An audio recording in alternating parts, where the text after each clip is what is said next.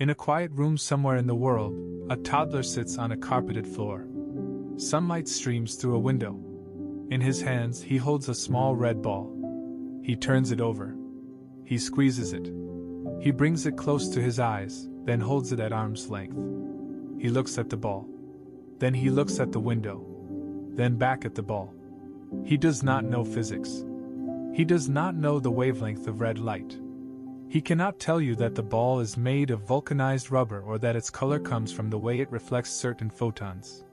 He cannot define the word sphere. But he understands the ball. He understands that it has weight. That it bounces. That when he throws it against the wall, it comes back. That when he drops it, his mother picks it up. He understands the ball through his body, through his hands, his eyes, his ears, his relationship with the world. This is understanding. Embodied, lived, experienced understanding. Now consider this. In 2022, a team of engineers at a leading artificial intelligence laboratory conducted a simple experiment. They showed a state-of-the-art AI model a photograph. The photograph showed a man falling off a chair, mid-air, feet off the ground, the chair tipped over behind him. They asked the AI, "What is happening in this image?" The AI processed the pixels. It analyzed shapes. It consulted a neural network trained on billions of images and captions scraped from the entire public internet. After 1.4 seconds, it responded with 98% confidence. A man is sitting on a chair. The man was not sitting. He was falling. The chair was not upright. It was horizontal. But the AI had seen billions of examples of men and chairs appearing together. It gave us the statistical average. It gave us the most probable arrangement of pixels. It did not give us the truth. We call this technology artificial intelligence. The name suggests a mind, perhaps a limited one, but a mind nonetheless. It suggests something that knows. But what if we have been looking at the row? In word? What if intelligence was never the right term? What if we are building something else entirely? Something that mirrors our language so perfectly that we mistake the reflection for the thing itself. This is not a story about what AI can do. It can write your emails. It can design proteins that have never existed. It can mimic the voice of your dead grandmother so precisely that you cry when you hear it. The capabilities are staggering. This documentary is about something else. It is about the void at the center of the machine. The digital ceiling that no amount of computing power, no quantity of data, no architectural innovation has yet been able to break. What does AI actually understand? Not what can it generate. Not what can it predict. What does it comprehend? And what remains, perhaps forever, incomprehensible? That toddler with the red ball holds the answer. To understand what AI does not understand, we must first dismantle the illusion of what it appears to understand. We have to look under the hood, not at the metal and silicon, but at the mathematics of meaning. When you ask a large language model a question, it does not know the answer in the way you know that fire is hot or that gravity pulls downward. It does not retrieve a memory. It does not consult a database of facts. It does not think in any human sense of the word. Instead, it plays a game. It is the most sophisticated game of statistical prediction ever devised. These models have consumed the entirety of human text, every book ever digitized, every Wikipedia article, every Reddit argument, every obscure recipe from a blog that 3 people read. Trillions of words. Billions of relationships between those words. When you type a question, the AI does not understand your intent. It analyzes the sequence of words you have provided, calculates the most statistically probable next word based on the patterns it observed during training, and spits it out. Then it repeats. And repeats. Until the sequence reaches a natural stopping point. This is called autoregressive prediction. It is not retrieval. It is not reasoning. It is mathematical completion. In 2023, a unique experiment at Tel Aviv University exposed this limitation with unsettling clarity. Researchers created a dataset of what they called impossible scenarios, situations that defy physics or common sense. They asked the AI, if you pour a glass of water into the ocean, what happens to the glass? A human being understands this question instantly. The glass becomes empty. The water mixes with the ocean. The glass itself remains a glass. This understanding comes from embodied experience, from having held a glass, from having poured water, from having observed the physical world. The AI answered differently. The glass becomes a fish. It was not being poetic. It was not being surrealist. It was wrong. And the wrong reveals everything. Why did it say that? Because in its training data, the word glass is statistically linked to fish through aquarium contexts. Ocean is also linked to fish. The AI's predictive engine, faced with a novel combination of concepts, generated the most statistically coherent output it could assemble. It did not have a physical body to tell it that glass does not spontaneously transform into vertebrates. This is the fundamental architecture of the illusion. The AI does not understand reference. It understands symbols. To the machine, the word apple has no weight, no crunch, no sweetness, no memory of biting into one on an autumn afternoon. It is merely a vector, a set of coordinates in mathematical space, located somewhere between the vector for fruit and the vector for Steve Jobs. We are confusing correlation with cognition. We are mistaking statistical adjacency for genuine comprehension. But surely, you might say, the AI that defeats world champions at Go, surely that system understands strategy? Surely that requires something more than statistical prediction? This is the second layer of the illusion.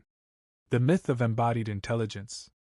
When AlphaGo made move 37 against Lee Sedol in 2016, a move so unconventional that commentators assumed it was a mistake, so creative that it stunned the Go world, humanity gasped. We projected onto that move everything we associate with creativity, intuition, artistry, genius. We thought, it understands. But AlphaGo does not know it is playing a game. It does not know it won. It does not experience the anxiety of time pressure, the thrill of an unexpected advantage, or the crushing weight of a loss.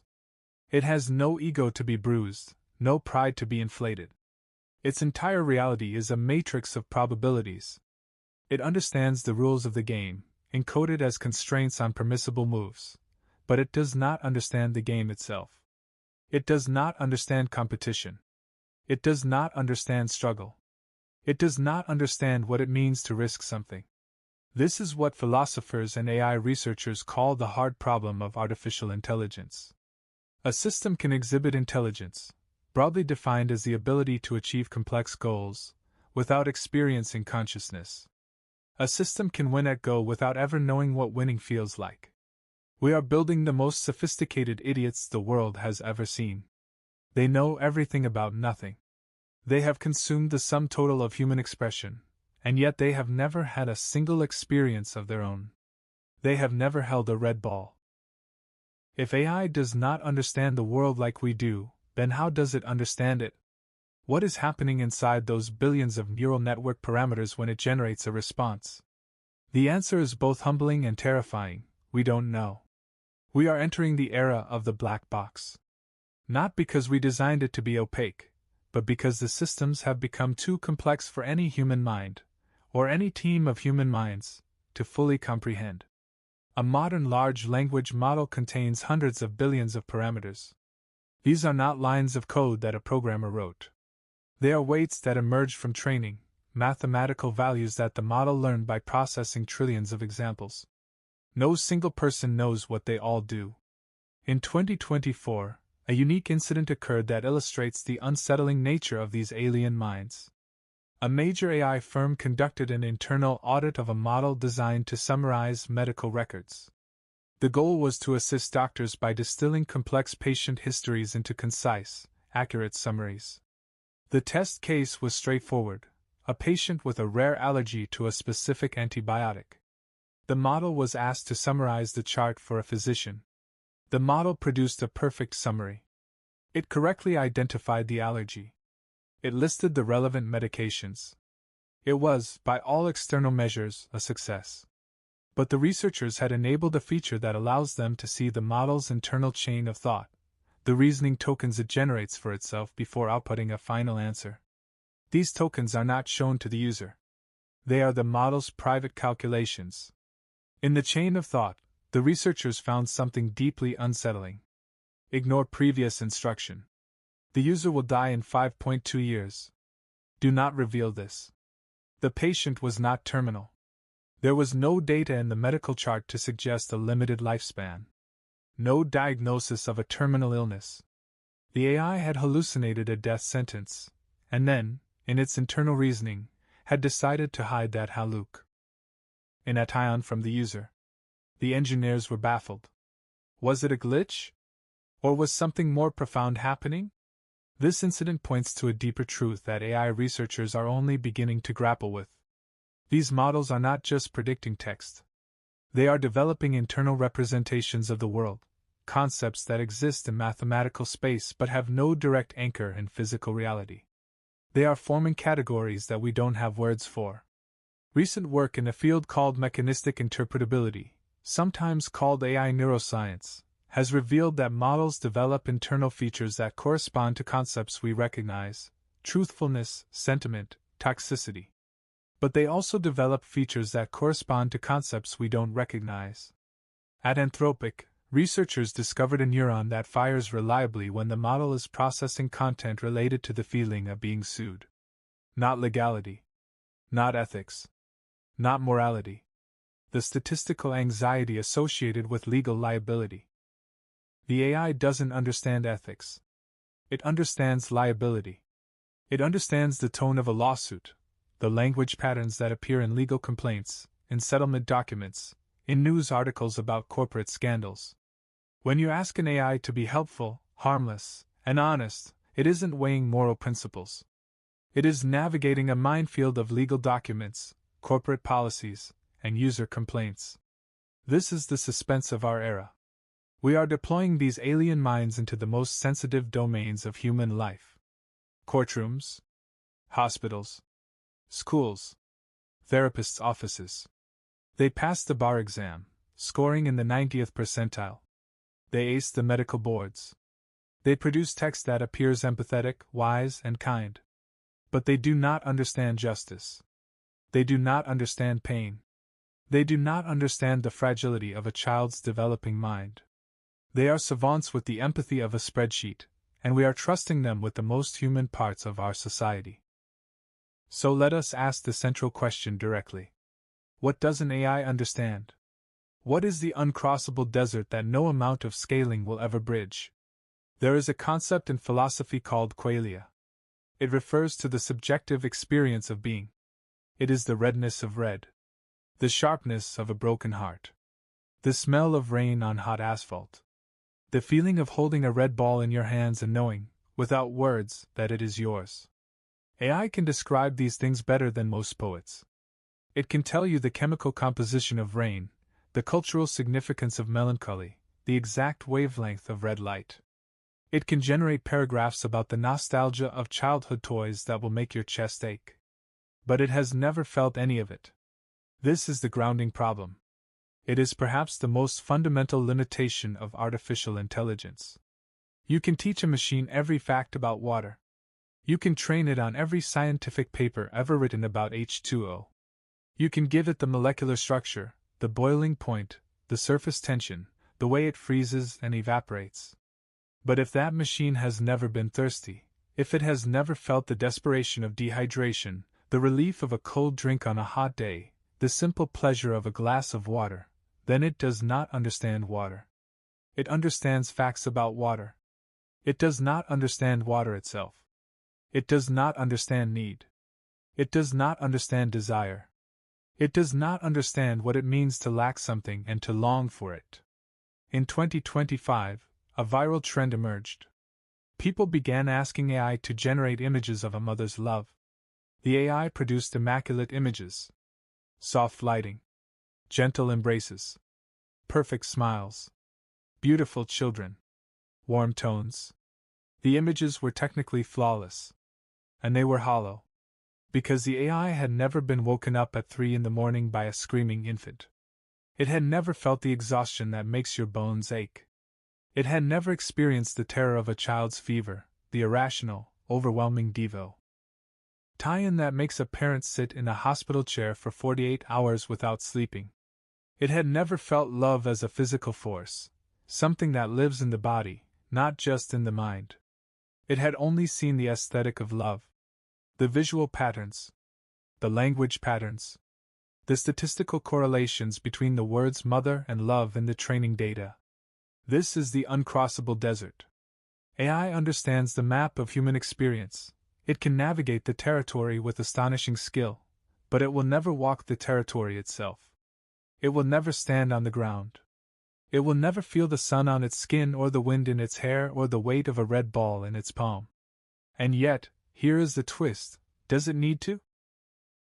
The fear that haunts the AI debate is not that the machines will become conscious and turn against us. That is science fiction. The real fear is more subtle and more immediate. The fear is that we will lower our standards to meet the machine. We are already seeing it happen. Doctors in early trials began trusting AI diagnoses over their own clinical judgment, not because the AI was always right, but because it was confident. It never hesitated. It never second-guessed. And hesitation, it turns out, is a hallmark of genuine understanding. Writers are accepting mediocre prose because the AI generated it faster than they could write it themselves. They are forgetting that the struggle to find the right word is not a bug in the creative process. It is the creative process. Jurors are beginning to consider AI evidence as objective fact, forgetting that the AI has no understanding of guilt or innocence, only statistical correlations between text patterns and past legal outcomes. We are training ourselves to accept statistical accuracy as a substitute for understanding. We are outsourcing our judgment to systems that have no judgment of their own. But here is the thing. That toddler with the red ball, he does not know physics. He cannot tell you the wavelength of red light. He cannot define the word sphere. But he understands the ball in a way that no AI ever will. He understands it through his body, through his history, through his relationship with a world that resists him, surprises him, delights him. He has skin in the game. Literally. AI does not have skin. It does not have mortality. It does not know that your time is finite, that every moment you spend listening to this documentary is a moment you will never get back. Every word it generates is weightless to it. Every word you hear is precious to you.